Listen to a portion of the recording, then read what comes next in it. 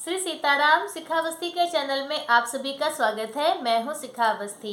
पुराणों के अनुसार मार्कंडेय पुराण, कालिका पुराण या देवी भागवत के अनुसार नवरात्र वर्ष में 4 बार होते हैं।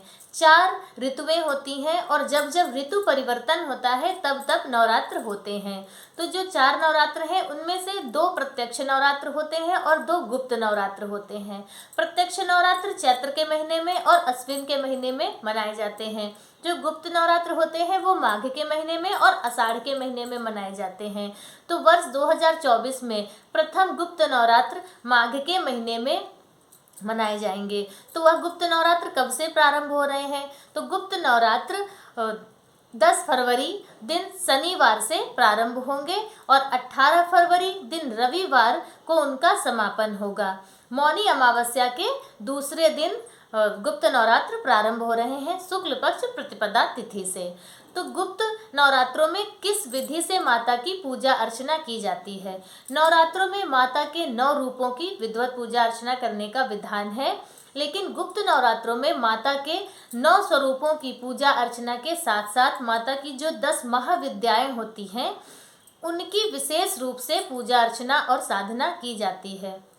कहते हैं कि यह जो गुप्त नवरात्र हैं इनमें जो पूजा पाठ जप तप इत्यादि किया जाता है वो गुप्त रूप से किया जाता है। ऐसी धारणा भी है लोगों में कि यह जो गुप्त नवरात्र हैं वह सिर्फ साधु सन्यासियों और अघोरियों के लिए है, लेकिन ऐसा बिल्कुल भी नहीं है। गुप्त नवरात्र भी सभी के लिए है, साधु सन्यासियों के लिए भी और गृहस्थियों के लिए भी। गुप्त नवरात्रों में जो भी जिस कामना को लेकर आप माता की पूजा अर्चना करेंगे वह कामना आपकी बहुत जल्द पूर्ण होगी। ऐसी मान्यता है कि गुप्त नवरात्रों में माता की जो पूजा अर्चना होती है उसका कई गुना पुण्य फल प्राप्त होता है। तो इस गुप्त नवरात्रों में किस विधि से पूजा अर्चना कर सकते हैं? क्या इसमें भी घट स्थापना करना है और अखंड ज्योति जलानी है, कन्या पूजन करना है, सप्तशती का पाठ करना है? तो हाँ बिल्कुल, यदि आपकी सामर्थ्य है, आपके पास समय है, तो जैसे प्रत्यक्ष नवरात्रों में माता की पूजा अर्चना होती है उसी तरह यह जो गुप्त नवरात्र है इनमें भी माता की उसी विधि से पूजा अर्चना होती है। इसमें भी अखंड ज्योति जला सकते हैं, घट स्थापना कर सकते हैं। बस इसमें क्या है कि आप जिस कामना को लेकर या कोई कामना नहीं है, सिर्फ आप निस्वार्थ माता की पूजा अर्चना उनकी भक्ति करना चाहते हैं, तो तब भी आपको जो भी पूजा अर्चना करनी है वह गुप्त रूप से करनी है। किसी के साथ उसे बताना नहीं है, उसे शेयर नहीं करना है किसी से।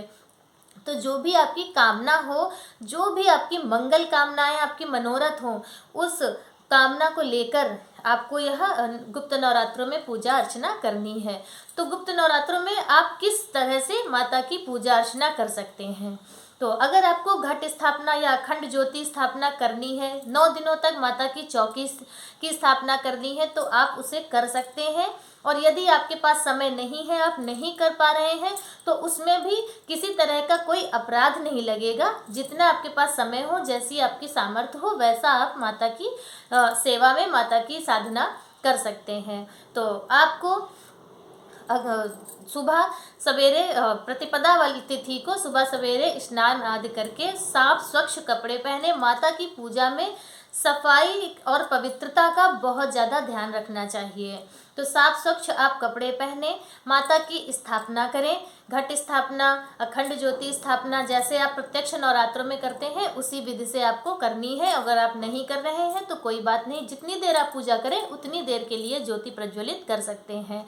उसके बाद आप माता की पूरी विधिवत पूजा अर्चना कीजिए, माता को 16 श्रृंगार अर्पित कीजिए और माता को चुनरी चढ़ाइए और माँ की पूरी विधिवत पूजा अर्चना करने के बाद फिर आप संकल्प लीजिए कि कौन सी कामना करके कौन सी आपकी माता के सामने आप अपनी इच्छा को रख करके आप संकल्प लीजिए।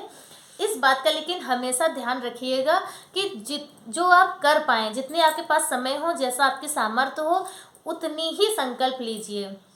क्योंकि संकल्प करने के बाद यदि वह संकल्प पूरा नहीं होता है तो फिर उसमें अपराध लगता है। तो जितना आप कर सकें उतना ही संकल्प लें कि आप इस कामना को लेकर आप माता की पूजा अर्चना कर रहे हैं और आप इतना इतना करेंगे। तो इस तरह से आप संकल्प लीजिए। या फिर सबसे सरल और सबसे सही विधि यह है संकल्प लेने की कि आप यथाशक्ति बोल दें कि जैसे आप माता जी जितना आप हमसे करवाएंगी उतना हम आपकी पूजा अर्चना आपकी साधना करेंगे। हम गृहस्थियों के लिए और विशेषतया महिलाओं के लिए तो यह संकल्प में ज़रूर बोलना चाहिए कि यथाशक्ति जितना शक्ति है जितना समय है उतनी हम आपकी साधना माता भगवती करेंगे।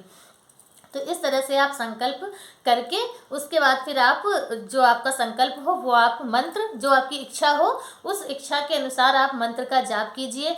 सप्तशती का पाठ कीजिए। सुबह नहीं कर पाए तो शाम को कर लीजिए। उसमें कोई वो नहीं है, किसी तरह का कोई अपराध नहीं है। जैसी आपके पास सामर्थ्य हो वैसी आप पूजा अर्चना कीजिए। लेकिन यह जो गुप्त नवरात्रे हैं इनमें बहुत जल्द सिद्धियां प्राप्त होती हैं, मंत्र सिद्ध होते हैं, बहुत जल्द कामनाएं पूर्ण होती हैं। तो इसलिए जितना हो सके उतना माता के इन 9 दिनों में पूजा अर्चना खूब करनी चाहिए। और जो भी आपकी कामना हो, जैसे जिन बहनों के विवाह, भाइयों के भी अगर विवाह नहीं हो पा रहे हैं तो वह अपने विवाह के लिए माता से प्रार्थना कर सकते हैं और संकल्प करके उनकी साधना कर सकते हैं, मंत्रों का जाप कर सकते हैं। और सिर्फ माता के ही नहीं, आपके जो भी इष्ट हों आप उस मंत्र का जाप करके अपने मंत्र को सिद्ध कर सकते हैं। क्योंकि यह जो 9 दिन है यह सिद्धि प्राप्त करने वाले हैं, शक्ति सृजन शक्ति अर्चन करने के यह दिन है। तो इसलिए इन 9 दिनों में माता की खूब पूजा अर्चना कीजिए। आपका जो मंत्र हो, आपके जो इष्ट देव हो आप उनके मंत्र का भी खूब जाप कीजिए, उसे भी आप सिद्ध कर सकते हैं। और जैसे कि इन 9 दिनों में माता के नवरात्रि के दिनों में राम रक्षा स्तोत्र पाठ करने का बहुत ज़्यादा विधान है। रामायण का पाठ करने का बहुत अधिक महत्व बताया गया है। तो यह जो 9 दिन है इन 9 दिनों में आप माता की जितनी यथाशक्ति पूजा अर्चना कर सकें उतनी कीजिए। क्योंकि यह 9 दिन शक्ति अर्जित करने के 9 दिन हैं। भगवान राम ने भी माता की 9 दिनों तक पूजा अर्चना करने के बाद रावण पर विजय प्राप्त की थी। तो यह जो दिन है इन्हें साधारण न समझिए, ये असाधारण दिन है। और इन दिनों में जितनी आपसे हो सके उतनी पूजा अर्चना कीजिए माता की।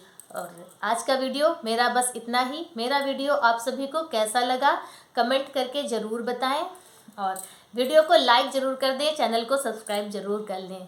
और तब तक के लिए मिलते हैं फिर दूसरी जानकारी के साथ में।